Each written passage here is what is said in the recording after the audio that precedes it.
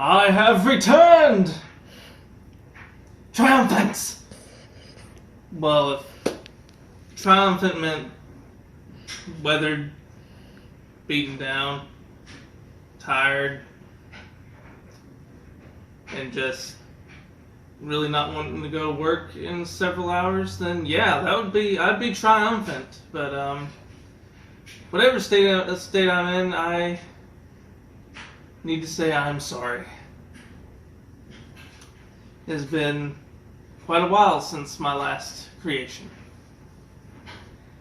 and I abandoned you. My fledgling group of followers were left without a leader to face the battle against boredom.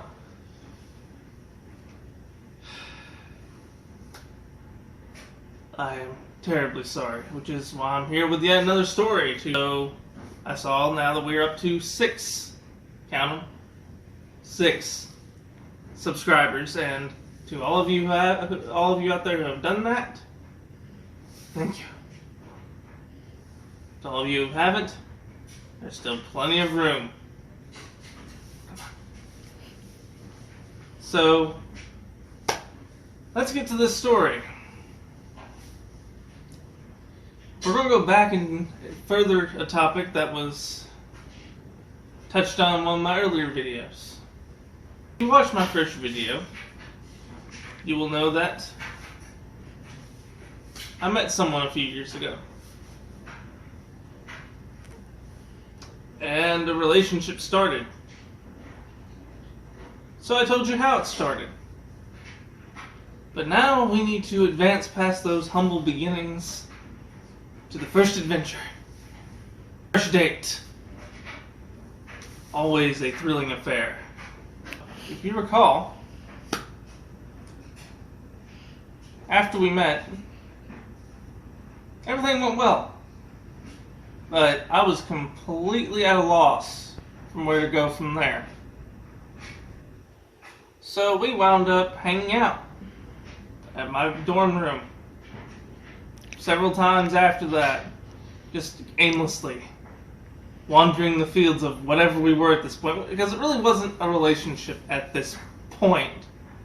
I mean, yeah, we talked for months, we knew a lot about each other, and we met finally for real. But you can't really call that a relationship yet, because you haven't really committed to anything. You're more of an enhanced friendship. That's what we'll call it. We were in the enhanced friendship stage. Relationship was, out there. Could have happened, but we weren't sure yet. So, yeah. If you haven't gone on a date with someone, it's obviously not a relationship. So, if you're making that assumption before you've done anything like that, you may need to talk to the person you are in this pretend relationship with, because they may not know, and, it's just a good idea for everyone in relationship, false or otherwise, to know where the other one stands. So, finally, after getting over just of the sheer oddity of having a female person in the vicinity of my person, yeah, that took some getting used to. After getting used to that, I realized, yeah, it's time to maybe advance a little bit. So, we bounced around a few ideas for the first date. Now, when it comes to the first date, there's some pressure to be original. I don't know why everyone has to come to the original. Well, this is our first outing together. I thought we would ride a dragon. So, yeah, if there's a dragon out there, someone needs to tell me, because I need to find it and train it. So, first off, and once again, I turned to the internet, first off. So I looked up all this big list of ideas, just ping, picnic in the park. Sounds lovely. Make some food, carry some drinks out, sit on a rough, itchy blanket somewhere, where you find the least amount of rocks, but there's still always that one rock that jams into your butt.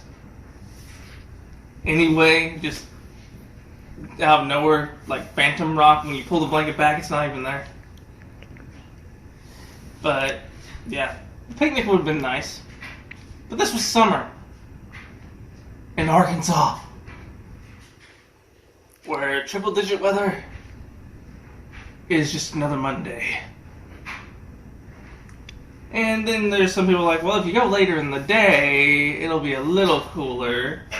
But then, even if it's just like that 1 degree cooler, you have to deal with another threat called mosquitoes. The buzzing parasites that just walk around like unimpressive vampires. Just latching on, just... and the itching begins. So, picnic was thrown out. Another idea is, take a class together. Like, a cooking class or pottery. A class. As a first date between two college students. Going to class is our profession. Well, what do I want to do for a first date? You want to go to work with me? Just see how I go around things, and then I can go to work with you. And we'll just, I feel like that's a good way to get to know each other. So yeah, that was thrown out too. So, after exhausting all that, we decided on an oldie but a goodie. The movie date, which is an odd idea in the first place. How to get to know someone within a few hours. We could go sit in a dark room where it's impolite to talk for 2 to 3 hours and watch other people on a giant screen do stuff that could never be accomplished in real life. That seems like I get to know everything I need to know about you. Which I guess, depending on the movie, you might. Anyway. So we decided on a movie. Now, when you decide on a first date for a movie, you got about 3 genres you can choose from. One is the safe bet for most women, is the romantic comedy. Yeah, you sit there, you watch some awkward couple get together in some means that shouldn't be possible. Like, well, you're my boss, so if you say we have to get into a fake marriage, then I guess we do.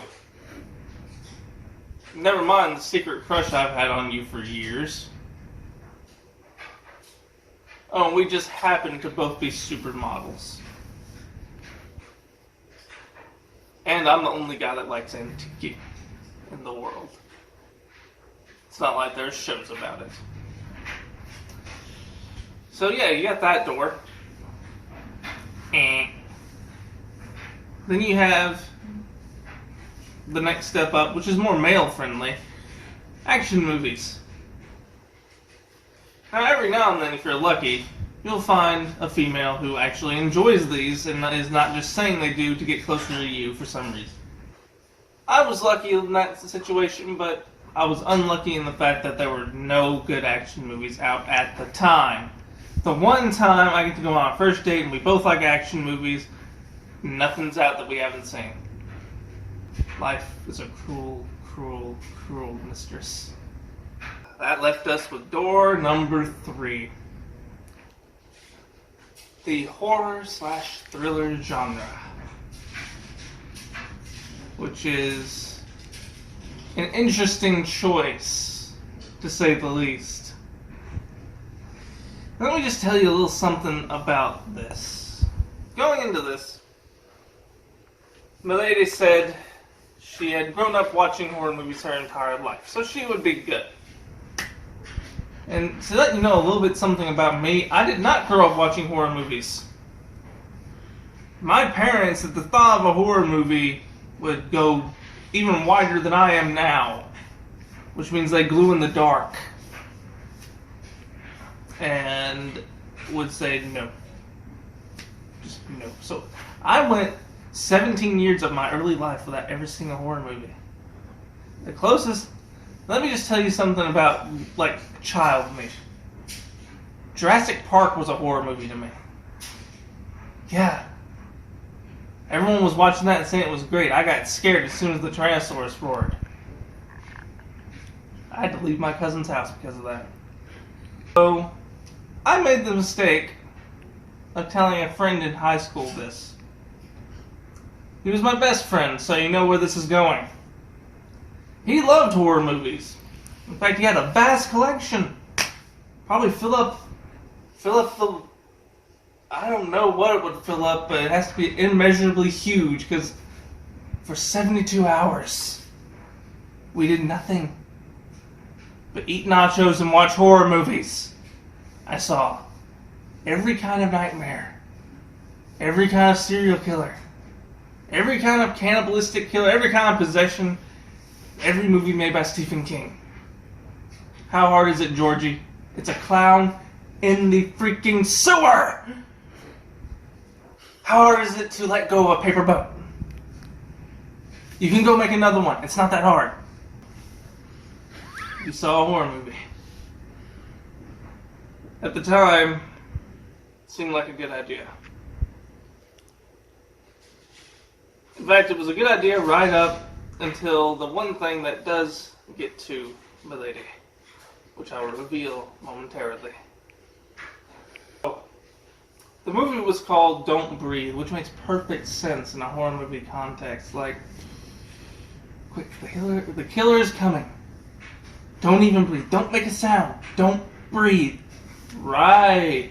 I'll hold my breath until I pass out and just make it easy for him. Seems like it makes perfect sense. But okay, we saw this movie. Went in, got drinks, no popcorn, because, you know, I didn't have the arm and the leg to offer. I just had the arm. And we got drinks. Found our seat in that nice little sweet spot that's high enough to where you don't have to go, where you don't have to do this. And low enough to where you don't have to go, they look so small from up here. Or from the weird side where you have to go. I wish I could tell what was going on that other side of the screen. Seemed like that left side got all the good stuff. But, yeah, we got that nice sweet spot, so we would just go right there. That's where the movie was. So, sit beside each other like, you know, you should if you're if you're on a date. You know, if you're not on a date, you usually leave that one in the center so both people have two armrests. So, the movie begins, and first everything's okay. You know, and you know that move where guys, you know, just do the pretend yawn and go... Yeah, I didn't even have that much game. I just went... Just did it. That was it. There was no move. It was just... It's okay? It's okay? Like I'm not overstepping my bounds? You're not going to slap me? Okay. So, we watched, and then... The one thing about horror movies that will scare Milady, because she can get through all the gore, all the little like scenes where the killer is chasing the other person. We'll even make comments like, "There was a door on your left. You could have escaped. I guess you didn't want that bad. Guess you wanted some exercise. Guess you've never seen a horror movie." Which no one in any horror movie has ever heard of the horror movie genre ever. Or at least has only ever watched it ironically. Not as a survival guide. Which you should! The one thing that gets to Milady, and this movie had a crap ton. A metric crap ton, so you know how to measure it.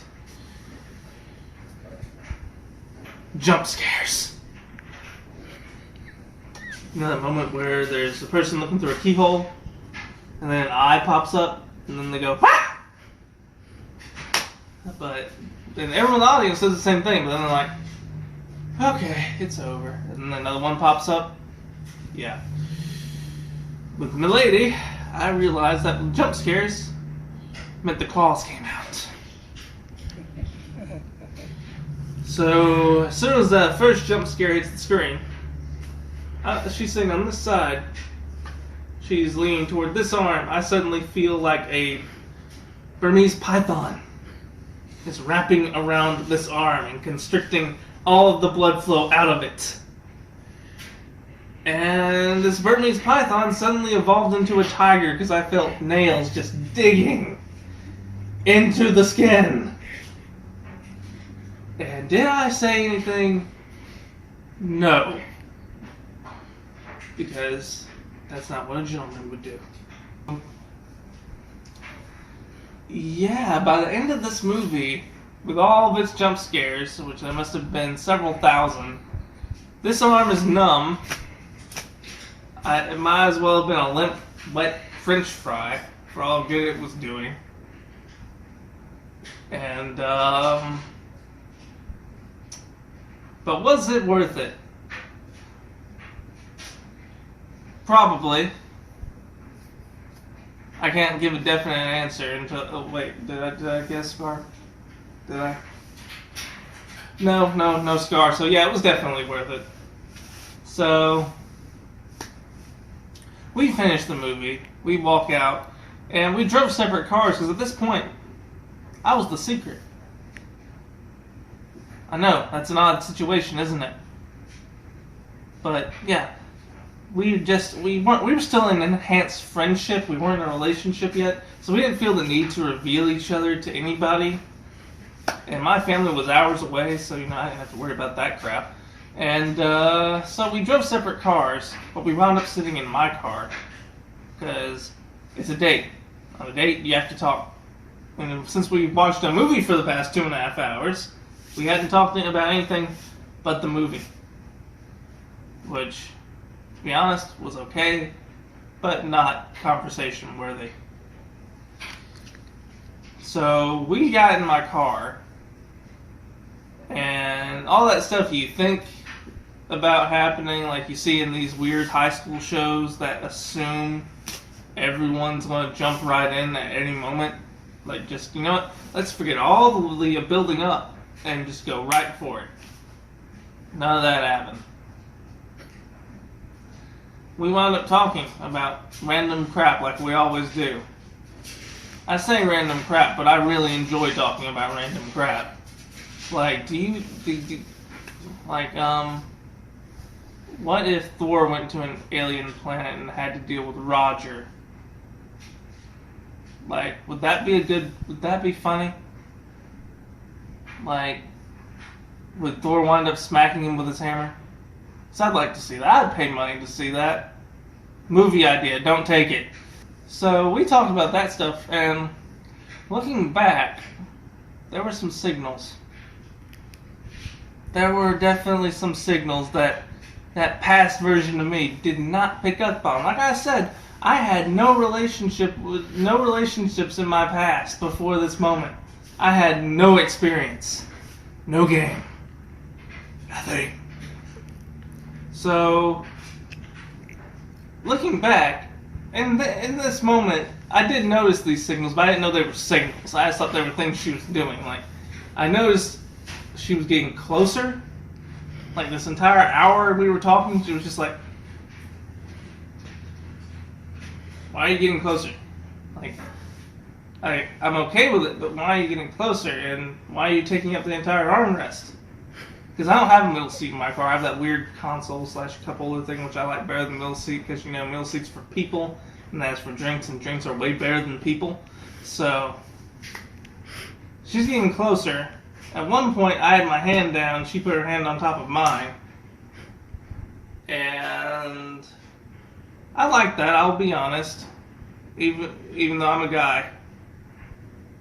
What people don't realize is that men do enjoy the hand holding, we just let go when our hands get sweaty. Because that goes from lovely to gross really quickly. And her fingers started doing something. I don't remember if she was tracing something or trying to write a message to me in Morse code or whatever. But all these signals are coming out, and you're probably like, "Hello, take the hint, kissy kissy." I did not. There might as well have been a little crab sitting right here and singing what I should be doing, but he might as well have been singing it in some foreign language like Pig Latin. And I would, because I didn't get it. I didn't get it. I was just thinking, it's a nice song. Maybe if you sung it in English, I would understand. Or even Spanish. But now I understand it a little bit. An hour passes. We start finishing conversation. It's getting late because we saw a late movie, you know, because night owls, we ride the night. And so she's getting ready to leave. And about that last 2 minutes, as she's getting out of the car, I realized something. I'm starting to hear that faint echo of the music. Like that faint echo that the crab has sung his song, come out for an encore that he was not called for, and then left, but somehow the auditorium is still echoing. Like it's still playing through the speakers for some reason. Like he's promoting a CD or something. And as she's getting out of the car, I'm like, wait. Was I supposed to do something here? Like, was that... Oh, crap. As she's getting into her car and leaving, I'm realizing, kiss, you idiots. It was all the signals. Everything we studied before we went on this date. We literally spent hours looking over this crap to know if it was the right time, and we noticed none of it until the very end. Hindsight. So she drives off, and I'm just left there to bang my head against my steering apparatus.